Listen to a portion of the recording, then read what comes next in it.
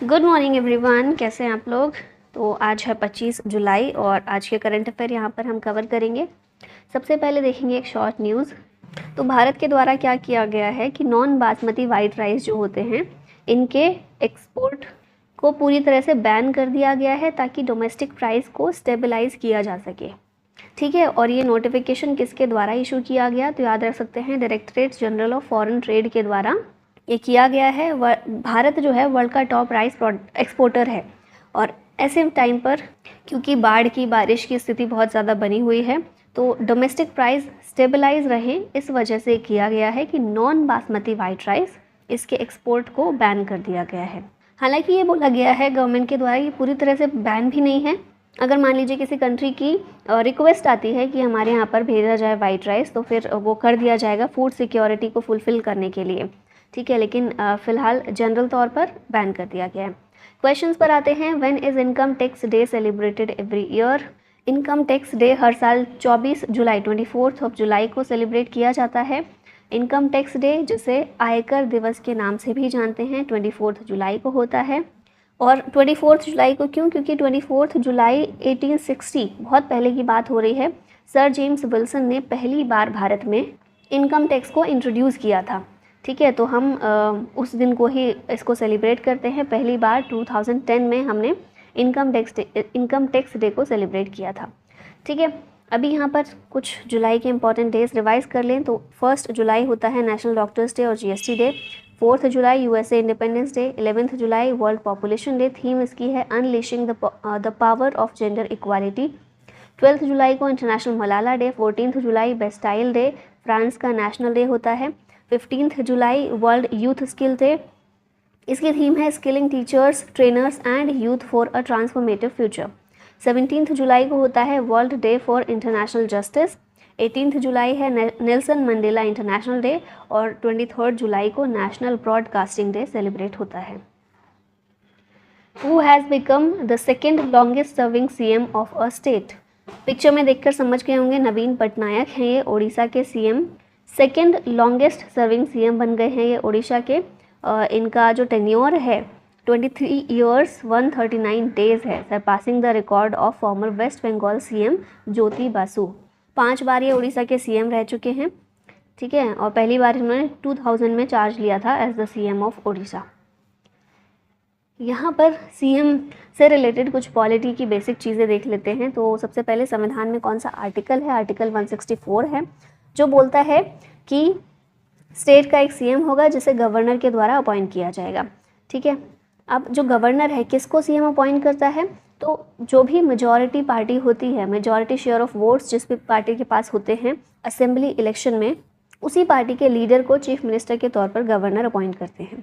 ठीक है, अगर मान लीजिए कि कोई व्यक्ति स्टेट लेजिस्लेचर का पार्ट नहीं है, असेंबली इलेक्शन में उसने पार्ट नहीं लिया था, स्टेट लेजिस्लेचर का पार्ट नहीं है, फिर भी वो सीएम बन सकता है।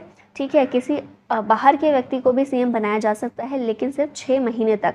6 महीने के अंदर किसी भी तरीके से नॉमिनेशन के थ्रू, इलेक्शन के थ्रू सीएम के पद पर जो भी व्यक्ति बैठा है उसको लेजिस्लेचर का हिस्सा बनना होगा 6 महीने के अंदर। ठीक है, तो 6 महीने के लिए कोई भी व्यक्ति सीएम बन सकता है, ज़रूरी नहीं है कि वो लेजिस्लेचर का पार्ट हो। ठीक है, फिर है आर्टिकल 167। ये बोलता है कि सीएम का काम क्या है। बेसिकली सीएम का काम है गवर्नर और स्टेट की जो काउंसिल ऑफ मिनिस्टर होती है उनके बीच में एक लिंक का काम करना। ठीक है, एक ब्रिज का काम करना। सीएम का टर्म की बात करें तो ये फिक्स नहीं होता है, गवर्नर के प्लेजर तक सीएम अपना ऑफिस अपनी सीट होल्ड करता है। और मिनिमम एज कितनी बताई गई है संविधान में सीएम के पद के लिए, तो 25 ईयर्स ऑफ एज और मोर, 25 साल से ज़्यादा का कोई व्यक्ति ही सीएम बन सकता है। अगला क्वेश्चन है what is the mascot for Asian hockey champions trophy 2023। तो अभी ये Asian hockey champions trophy Bharat में ही होने वाली है और भारत में भी तमिलनाडु में होने वाली है और इसका मैस्कॉट अभी रिसेंटली लॉन्च किया गया है, अनवील किया गया। ये है बोमन।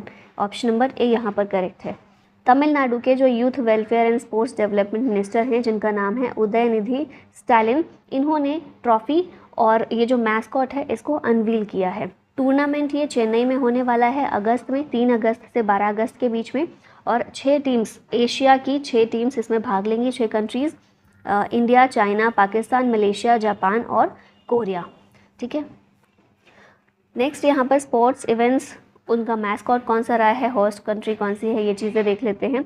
तो सबसे पहले एशियन एथलेटिक्स चैम्पियनशिप 2023, इसका मैस्कॉट है the Hanuman, host country Thailand थी। खेलो इंडिया यूनिवर्सिटी गेम्स की बात करें तो इसका मैस्कॉट था जीतू, बारासिंगा का नाम, और उत्तर प्रदेश में खेलो इंडिया यूनिवर्सिटी गेम्स हुए थे। फिफ्थ खेलो इंडिया यूथ गेम्स की बात की जाए तो आशा, चीता का नाम है आशा, ये इसका मैस्कॉट था और मध्य प्रदेश के द्वारा होस्ट किए गए थे।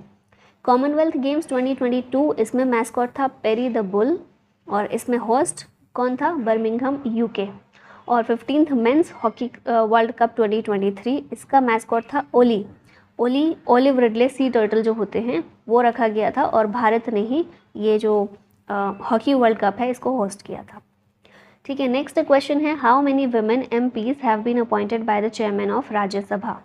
तो 4 महिला एमपीज को अपॉइंट किया गया है by the chairman of Rajya Sabha. Option number C, पहली पीटी उषा हैं, फिर फैंगनॉन कोन्यक, फौजिया खान और सुलाता देव। तो ये 4 महिलाएं हैं जिन्हें वाइस चेयरपर्सन के पैनल में अपॉइंट किया गया है, इनको रिप्रेजेंटेशन प्रदान किया गया है। ठीक है, यहाँ पर राज्यसभा के बारे में कुछ चीज़ें देख ली जाएं तो अपर हाउस भी इसको बोलते हैं, upper house of the parliament. तो अपर हाउस भी इसको बोलते हैं upper house of the parliament, या फिर काउंसिल ऑफ स्टेट्स के नाम से भी जानते हैं, या फिर राज्यसभा। ठीक है, 3 अप्रैल 1952 में पहली बार ये गठित हुई थी। पहला सेशन इसका हुआ था 13 मई 1952, 1952 में पहला सेशन हुआ था राज्यसभा का। ठीक है, परमानेंट बॉडी है, ये डिसॉल्व नहीं होती है, इसका कोई डिसोल्यूशन नहीं होता है, बल्कि 1/3 मेंबर जो हैं हर 2 साल बाद रिटायर हो जाते हैं। तो इस तरह से कभी खाली नहीं होती है, हर 2 साल में 1/3 मेंबर रिटायर होंगे, नए चुनकर आ जाएंगे, फिर उसके बाद 2 साल बाद 1/3 चले जाएंगे, फिर आ जाएंगे, इस तरह से कभी ख़त्म नहीं होती है। ठीक है, टर्म 6 साल होता है, टर्म 6 साल राज्यसभा का टर्म नहीं है, मेंबर्स का टर्म है। ठीक है, मेंबर्स जो हैं 6 साल के लिए यहाँ पर चुने जाते हैं। 12 मेंबर्स को प्रेसिडेंट नॉमिनेट करते हैं। वाइस प्रेसिडेंट जो होते हैं हमारे देश के, भारत के, वो एक्स ऑफिशियो चेयरमैन हैं राज्यसभा के। फिर राज्यसभा लोकसभा दोनों के पास इक्वल पावर होती है, केवल कुछ डिफरेंस होता है, जैसे कि मनी बिल के मामले में लोकसभा पावरफुल है, राज्यसभा के पास कोई शक्ति नहीं है। ठीक है, और मैक्सिमम स्ट्रेंथ ओल्ड राज्यसभा की कितनी थी, 250, और अभी नई जो है राज्यसभा के लिए जो पार्लियामेंट में सिटिंग अरेंजमेंट किया गया है वहाँ पर 384 मैक्सिमम स्ट्रेंथ रखी गई है राज्यसभा के लिए। ठीक है, नेक्स्ट क्वेश्चन है which country has honoured Indian troops contribution during second world war. तो रिसेंटली ही इटली जो है उसने ऑनर किया है इंडियन ट्रूप्स को। इंडियन ट्रूप्स ने जो सेकेंड वर्ल्ड वॉर में इटली की हेल्प की थी। ठीक है, इटालियन कैंपेन के दौरान, इटालियन कैंपेन में जो इंडियन ट्रूप्स ने हेल्प की थी उसको ट्रिब्यूट पे करने के लिए इटली के द्वारा एक मेमोरियल बनाया गया है। इस मेमोरियल का नाम रखा गया है वीसी यशवंत घड़गे सुंदियाल मेमोरियल। ठीक है, इटली में ये मेमोरियल बनाया गया। अब ये कौन है, तो नायक यशवंत घड़गे जो हैं, उसी लड़ाई के दौरान जो इटालियन कैंपेन चला था और इंडियन ट्रूप्स ने हेल्प की थी, उसी के दौरान इनका ये शहीद हो गए थे। ठीक है, तो इन्हीं को ट्रिब्यूट पे करते हुए इनके नाम पर रखा गया है और मेमोरियल बनाया गया है। मोटो क्या है इसका, ये इटालियन वर्ड है, इटालियन सेंटेंस है, इसका मतलब है we all live under the same sun. ठीक है, यहाँ पर इम्पॉर्टेंट बैटल्स बात कर लेते हैं आज। मुझे लग रहा है करंट से ज़्यादा स्टैटिक ज़्यादा है ना। पॉलिटी हम शुरू से अब तक देख रहे हैं, हर क्वेश्चन में आ रही है झलक पॉलिटी की, और अब हिस्ट्री भी पढ़ रहे हैं। चलिए कोई बात नहीं। तो पहला बैटल ऑफ तराइन ये कब हुआ था, 1191 में हुआ था, बिटवीन पृथ्वीराज चौहान एंड मोहम्मद घोरी। ठीक है, इसमें पृथ्वीराज चौहान की जीत हुई थी। फिर तराइन का सेकेंड बैटल ऑफ तराइन ये हुई थी 1192 में, ये पृथ्वीराज चौहान और मोहम्मद गौरी अगेन इन दोनों के बीच में, और इस बार मोहम्मद गौरी की जीत हुई थी। बैटल ऑफ चंदावर 1194 में हुई थी, मोहम्मद गौरी और जयचंद्र चंदावर के बीच में, यहाँ पर भी मोहम्मद गौरी की जीत हुई थी। फिर पानीपत का पहला युद्ध, फर्स्ट बैटल ऑफ पानीपत 1526 में बाबर और इब्राहिम लोदी के बीच हुआ था, जिसमें बाबर की जीत हुई थी। सेकेंड बैटल ऑफ पानीपत 1556 में हुआ, जिसमें अकबर और हिमू आपस में लड़ाई इन दोनों के बीच में हुई थी, और अकबर की फाइनली इसमें जीत हुई थी। Who will inaugurate Semicon India 2023 इन गांधीनगर। गांधीनगर में सेमिकॉन इंडिया बेसिकली क्या एक एग्जीबिशन है, कि सेमीकंडक्टर्स किस तरह से सेमीकंडक्टर की फील्ड में इंडिया जा सकता है आगे। तो एग्जीबिशन है वो सेमिकॉन इंडिया 2023 गांधीनगर में, और इसका इनॉग्रेशन करेंगे PM Modi. Option B correct है। ठीक है, वही चीज़ें लिखी हुई हैं। एग्जीबिशन जो है ये इन्फॉर्म करेगा about the manufacturing process of semiconductors and the progress made in this field. Who has been appointed as the chief justice of Telangana high court. Telangana high court के चीफ जस्टिस बने हैं Alok Aradhe. Option number A यहाँ पर correct है। ये कौन है? तो ये हैं डॉक्टर तमिलिसाई सौंदरराजन, जो कि गवर्नर हैं तेलंगाना के सीएम कौन है? के चंद्रशेखर राव हैं, और अभी chief justice of Telangana high court justice Alok Aradhe ये बने हैं।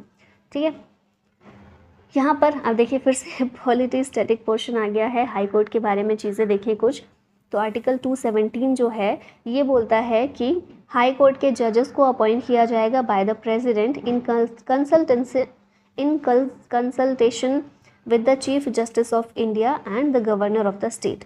क्वालिफिकेशन क्या होती है जजेस की? तो पहली चीज़ तो भारत के नागरिक होने चाहिए।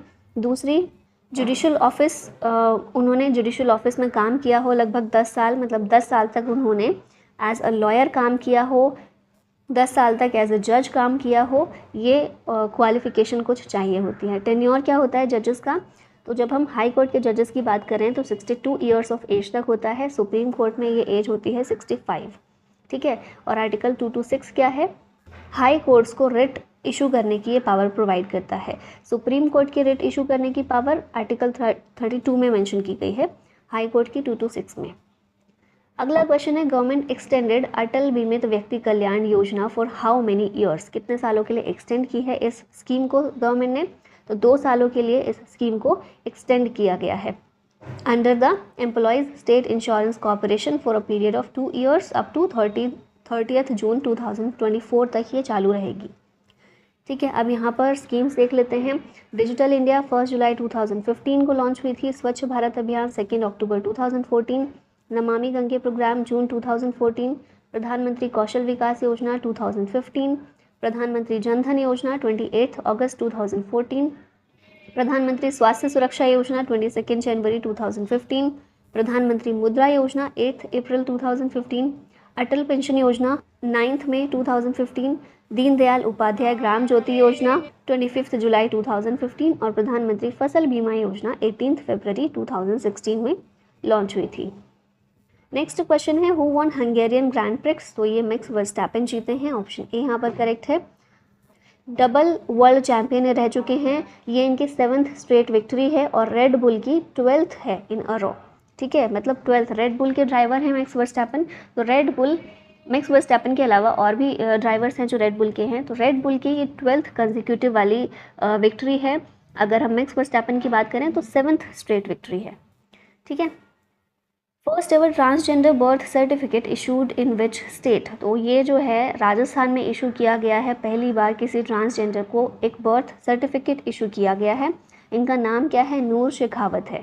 ठीक है, एक एनजीओ चलाती हैं ये और अपनी ग्रेजुएशन कंप्लीट करना चाहती हैं और अभी तो बेसिक डॉक्यूमेंट्स कुछ चाहिए होते हैं सबको, कुछ बेसिक अपनी ज़रूरतें पूरी करने के लिए। ठीक है, तो अब इनको राजस्थान गवर्नमेंट के द्वारा पहली बार ऐसा हुआ है कि किसी ट्रांसजेंडर को ट्रांसजेंडर के तौर पर रिकॉर्ड करते हुए उसका जेंडर, उसको बर्थ सर्टिफिकेट प्रोवाइड किया गया है। ठीक है, और फिर ये तो हमने देखा ही था कल ही कि राजस्थान की स्टेट गवर्नमेंट जो है इसने कंट्री का पहला गिग वर्कर्स बिल लेकर आई है, ये सोशल सिक्योरिटी के लिए, गिग वर्कर्स की सोशल सिक्योरिटी के लिए। ठीक है, अब लास्ट में क्वेश्चन आप लोग के लिए है, who has appointed as the brand ambassador of ICC World Cup 2023। Options है नीरज चोपड़ा, अमिताभ बच्चन, शाहरुख खान या फिर सुनील छेत्री। करेक्ट आंसर कीजिएगा कमेंट बॉक्स में। और इसी के साथ इस वीडियो का होता है and. Thank you so much for watching. जय हिंद।